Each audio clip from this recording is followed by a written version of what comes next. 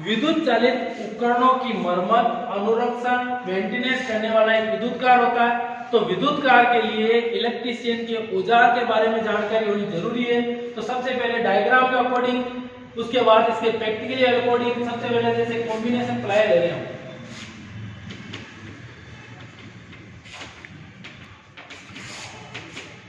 Combination plier का जो दूसरा नाम है उसे संयुक्त प्लायर बोलते हैं। अब इसके जो डायग्राम होता है इसका वो इस प्रकार से,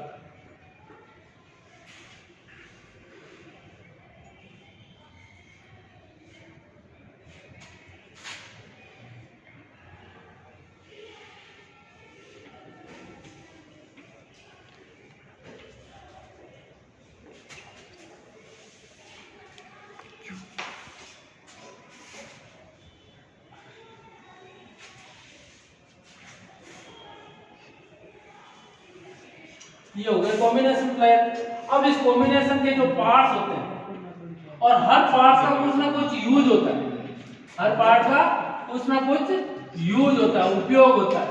तो देखो कैसे होते हैं पार्ट्स, फिर इसके प्रैक्टिकली रूप से देखेंगे।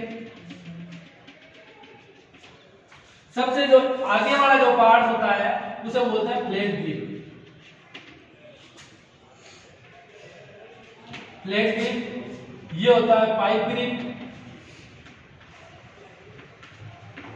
ये होता है इसका कटर, ये होता है इसका जॉइंट कटर, ये होता है इसका हिंग, ये होता है इसका हैंडल, और ये होती है इसकी लेग। ठीक है, और जो ये डॉटेड जो लाइन है वो होता है इसका इंसुलेशन।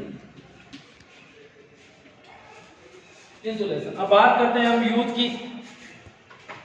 ये अपनी कॉम्बिनेशन प्लायर। कॉम्बिनेशन प्लायर, संयुक्त प्लायर, पार्ट्स की बात करें, हाई कार्बन स्टील से बना होता है। आगे वाला जो पार्ट्स है फ्लैट ग्रिप, ये जो पार्ट्स है ये पाइप ग्रिप, ये जो पार्ट्स है वो कटर, और ये हिंग, ये जॉइंट कटर, और ये इसका हैंडल। ठीक है, अब इसका यूज क्या होता है, जैसे ये वायर है मेरा, किसी भी वस्तु को पकड़ना और खींचना, पकड़ के खींचना। दूसरा काम है कि कोई भी वस्तु को काटना, उसका इंसुलेशन हटाना, उसका इंसुलेशन हटाना। उसके बाद में, हटाने के बाद में देखो किसी चीज को ट्विस्ट करना, ऐंठना, यानी किसी भी वस्तु को पकड़ना, मोड़ना, ऐंठना और काटना, ये सारा काम किससे हो रहा है, एक कॉम्बिनेशन प्लायर से होता है। एक इलेक्ट्रीशियन के लिए सबसे इंपॉर्टेंट औजार होता है कॉम्बिनेशन प्लायर। ये कंप्लीट हो गया। अब सेकंड नंबर हम पार्ट्स की बात करें, वो है side cutting plier. Side cutting plier का भी बात करें, हाई कार्बन स्टील से बना होता है, और इसका ये कटर होता है, ये हिंग होता है, और ये इसकी हैंडल होता है। यानी किसी जॉब को पास से काटने के लिए साइड कटिंग प्लायर का उपयोग किया जाता है। साइड कटिंग प्लायर के दो और नाम है, विकर्णी कतरन प्लायर भी बोलते हैं, डायगोनल प्लायर भी बोलते हैं। अब नेक्स्ट पॉइंट पे चलते हैं। वो नेक्स्ट पॉइंट है अपना पोकर। लकड़ी के अंदर गाइडिंग छेद करने के लिए पोकर का प्रयोग किया जाता है। जैसे कि अपने पास एक लकड़ी का बोर्ड है, इसके ऊपर अपने को एक गाइडिंग छेद करना है, गाइडिंग छेद करना है, उसके लिए हम पोकर का प्रयोग किया जाता है। अब पोकर के बाद में आता है अपना स्क्रू ड्राइवर। अब स्क्रू ड्राइवर अलग अलग साइज के स्क्रू ड्राइवर होते हैं, जैसे 100 mm का स्क्रू ड्राइवर, 150 mm का स्क्रू ड्राइवर, 200 mm का स्क्रू ड्राइवर, 250 mm का स्क्रू ड्राइवर। ये एक इलेक्ट्रीशियन के लिए काम आने वाली चीज है। जो इसके मुख्य पार्ट्स होते हैं वो 3 होते हैं। जैसे आगे वाला है उसे बोलते हैं बिट, ये होता है इसका शेक, और ये होता है हैंडल। इसके द्वारा जैसे छोटी साइज के जो स्क्रू है, जैसे मैंने अभी यहाँ गाइडिंग छेद किया, इस छोटे साइज के स्क्रू को कसने के लिए स्क्रू ड्राइवर के द्वारा किसी स्क्रू को कसना और उसे खोलना, ये दोनों काम किससे होते हैं, स्क्रू ड्राइवर के द्वारा होते हैं। आ गया समझ में। अब थर्ड नंबर है कंडक्टर। कंडक्टर क्या होते हैं, जो इससे भी छोटे साइज के स्क्रू होते हैं, उनको खोलने और कसने के लिए काम में लिया जाता है। उसके बाद में आता है फेज टेस्टर। फेज टेस्टर के द्वारा सप्लाई की उपस्थिति को चेक किया जाता है। इसके जो मुख्य पार्ट है, टिप, सेक इंसुलेटेड, हैंडल। इस हैंडल के अंदर एक नियॉन लैंप लगा होता है, एक कार्बन रेजिस्टेंस है। ये अधिकतम 500 वोल्ट की सप्लाई के लिए काम में लिया जाता है और ये सप्लाई की उपस्थिति चेक करने के लिए काम में लिया जाता है, यानी सप्लाई आ रही है या नहीं आ रही है। तो इसकी कैप के पीछे आपको हाथ लगा के रखना। ये देखो लैंप प्रकाशित हुआ, इसे बोलते हैं नियॉन लैंप। सप्लाई की उपस्थिति चेक करने के लिए फेज टेस्टर का प्रयोग किया जाता है। अब बात आता है इसकी, ये है अपना सेंटर पंच। ये क्या है? Centre punch. जो आगे का जो नोक होता है वो 90 डिग्री धात्विक सीट, जैसे कि मान लो ये एक धात्विक चद्दर है, इस धात्विक चद्दर पे आपको पंच करना है, इस धात्विक चीज पे पंच करना है। इस चीज को देखो, ये पंच करने के लिए सेंटर पंच का उपयोग किया जाता है, ये सेंटर पंच। उसके बाद में आता है स्क्राइबर। स्क्राइबर क्या होता है? जैसे कि ये जो धात्विक सीट होती है उसके ऊपर मार्किंग करना, जैसे सीधी रेखा खींचनी है, ये स्क्राइबर के द्वारा आप सीधी रेखा खींच सकते हो। ये सीधी क्या होगी? मार्किंग करने के लिए, सीधी रेखा की मार्किंग करने के लिए स्क्राइबर का प्रयोग किया जाता है। अगला पॉइंट है अपना बॉल पिन हैमर। रिवेटिंग के कार्यों के लिए बॉल पिन हैमर का उपयोग किया जाता है और इसके जो मुख्य पार्ट्स होते हैं, जैसे कि जो पीछे है वो हैंडल है, ये इसका फेस है, ये इसका पिन है और इसमें जो मुलायम भाग है वो चिक है और ये होता है आई होल, जिसके अंदर हैंडल को फंसे। ये तोल के वजन के अनुसार ये बाजार में मिलता है। उसके बाद में नेक्स्ट पॉइंट अपना आता है, ये है वायर स्ट्रिपर। वायर स्ट्रिपर का प्रयोग कहाँ होता है? जैसे तारों को काटने के लिए, जैसे ये तार है, इस तार को काटने के लिए वायर स्ट्रिपर का प्रयोग किया है। इस तार का इंसुलेशन हटाने के लिए इस वायर स्ट्रिपर का प्रयोग किया जाता है। ठीक है, अगला पॉइंट आता है जो है अपने लॉन्ग नोज प्लायर। ये भी अलग अलग प्रकार की होती हैं। ये राउंड नोज प्लायर किसी भी वायर की लूप बनानी हो, जैसे कि ये जो वायर है, इस वायर की अपने को लूप बनानी है। लूप बनाने के लिए wire bound long nose plier का प्रयोग, ये देखो लूप बनाने के लिए। अगला आता है एक लॉन्ग, ये क्या होती है? जो कोटर पिन होती हैं, लॉक नट होते हैं, उनको खोलने के लिए लॉन्ग नोज प्लायर का भी प्रयोग किया जाता है। उसके बाद में आता है पिंचर्स, जगह ना बोला जमुरू, यानी कोई भी स्क्रू है, पिन पकड़ और खींचकर बाहर काटना। छोटी साइज के स्क्रू को या गिलो को खींच के बाहर निकालने के लिए इस पिंचर्स का प्रयोग किया जाता है। उसके बाद आता है क्रिपिंग टूल। क्रिपिंग टूल, अपने पास ये क्रिपिंग टूल है, इसके द्वारा अलग अलग साइज के जो केबल होती है उसका इंसुलेशन हटाया जा सकता है। अलग अलग, जैसे 1.5 mm, 2.5 mm, 3 mm, यानी इन केबलों के ऊपर लक्स क्रिपिंग करने के लिए क्रिपिंग प्लायर का उपयोग किया जाता है। अगला पॉइंट आता है अपना वुडन स्केल। 4 फ्लोर ओल्ड है वुडन स्केल। इसके द्वारा जो वैद्युतिक वायरिंग होती है उनको मापने के लिए इसका उपयोग किया जाता है। उसके बाद आता है मेलर। ये लकड़ी का बना होता है, इसके 2 पार्ट्स हैं। ठोस सागवान की लकड़ी से बना होता है, यानी वाइंडिंग को सही आकृति देने या धातु को चद्दर है उसे सीधा करने के लिए मेलर का प्रयोग किया जाता है। उसके बाद में आती है एक वर्ताकार चक्ति, जिसे बोलते हैं SWG standard wire gauge. Cable की साइज को नापने के लिए इसका उपयोग किया जाता है। जैसे मान लो ये मेरे पास एक वायर है, नंगा वायर है, इसकी साइज मुझे नापनी है, तो इसमें अलग अलग खांचे कटे हुए हैं। जिस साइज के अंदर ये आसानी से जाए और आसानी से बाहर निकले, वो इसकी क्या है? साइज। जैसे 8 SWG का ये वायर है, mm की बात करें 4.06 mm इसकी साइज है केबल की, तो इसके द्वारा तार की साइज को नापा जाता है। इसके बाद में नेक्स्ट पॉइंट आता है अपना, ये आता है माइक्रोमीटर। माइक्रोमीटर यानी 0.01 mm तक की शुद्धता के रूप में नाप सकता है। इसकी साइज सीधी mm में नापी जाती है। जैसे इसके मुख्य पार्ट्स की बात करें, एनीविल, स्पेंडल, लॉक नट, ये होता है बैरल। बैरल के अंदर देखो 2 रीडिंग है, ऊपर वाली जो रीडिंग है वो मेन रीडिंग, नीचे वाली है सब रीडिंग, और ये जो है बैरल स्केल, और ये होता है इसका रेचेट। ठीक है, अब इसकी साइज को आपको नापना। जैसे ये इंसुलेटेड कॉपर तार है, सबसे पहले इसका इंसुलेशन ऊपर से हटाना है, उसके बाद इसकी साइज को नापना। तो साइज को नापने के लिए आप इसके बीच में रखोगे और इसे घुमाओगे। जब ये पूर्णतः एनीविल और स्पेंडल के बीच में आके एक कट कट की आवाज आने लग जाए पीछे से, तो इसका मतलब उसके बाद इसे लॉक कर दो। लॉक करने के बाद में इसकी साइज देखो, एक ऊपर एक आ रही है 1.35, ये 1.36, ऊंचा देख लो 1.36 mm इसकी साइज आ रही है।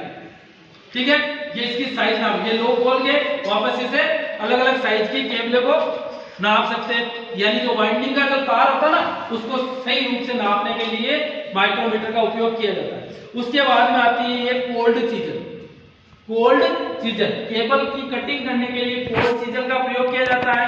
इसके 3 भाग होते हैं।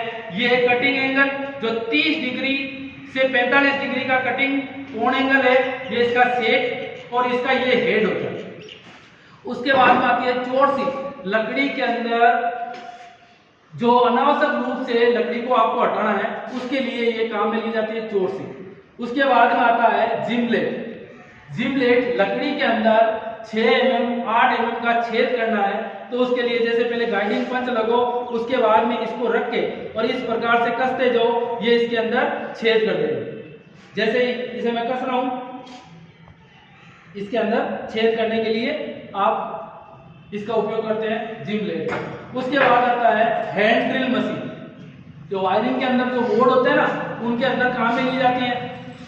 ये फिक्स हैंडल है, ये मूवेबल है, ये गियर है, ये इसका चक है, ये स्पेंडल, ये इसके मुख की पार्ट होते हैं। अब अगला पॉइंट पे चलते हैं, वो है आपके हैंड वाइज। हैंड वाइज क्या होता है? Western union joint, Britannia joint को बनाने के लिए हैंड वाइज का उपयोग किया जाता है। उसके बाद आती है electric drill machine. Electric drill machine अलग है, ये अपनी क्या लकड़ी वाली इलेक्ट्रिक ड्रिल मशीन है। इसके द्वारा जॉब में जैसे कि लकड़ी के अंदर छेद करना है, जैसे लकड़ी के अंदर बोर्ड के अंदर स्क्रू के लिए जो छेद किए जाते हैं, वो होती है आपके इलेक्ट्रिक ड्रिल मशीन। ठीक है, उसके बाद में हम नेक्स्ट पे जाते हैं, ये आपका सीधा स्निप। स्निप के द्वारा कोई धात्विक चद्दर है, उस चद्दर को काटने के लिए, जैसे ये है, इस चद्दर को देखो मैंने काटा, यानी चद्दर को काटने के लिए सीधे स्निप का सीधा काटना है। यदि इसे बेंड प्रकार से काटना है, यानी इसे गोले में काटना है, तो बेंड प्रकार का स्निप का उपयोग किया जाएगा। उसके बाद आते हैं कैलिपर।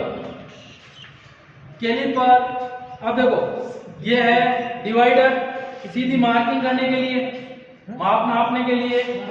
ये जो है बाह्य आउटसाइड कोई भी चीज है, बाह्य माप नापना है, जैसे यहां से बाह्य माप नापना है, तो बाह्य माप नापने के लिए बाह्य कैलिपर। उसके बाद आंतरिक, यानी इसके अंदर के कोई पार्ट्स नापने, उसकी साइज नापनी है, तो इनसाइड कैलिपर। उसके बाद में आता है टेनंसा। लकड़ी के मूलों को काटने के लिए टेनंसा का उपयोग किया जाता है। हैंडल की दिशा में इसके दांतों की दिशा होती है, और जो 2 दांतों के बीच की जो दूरी होती है उसे पिच बोलते हैं। और टेनंसा का जो ढलान कोण होता है वो 25 से 30 डिग्री का होता है। और जो वुडसा होती है, उसका जो ढलान कोण होता है वो 8 से 10 डिग्री का होता है।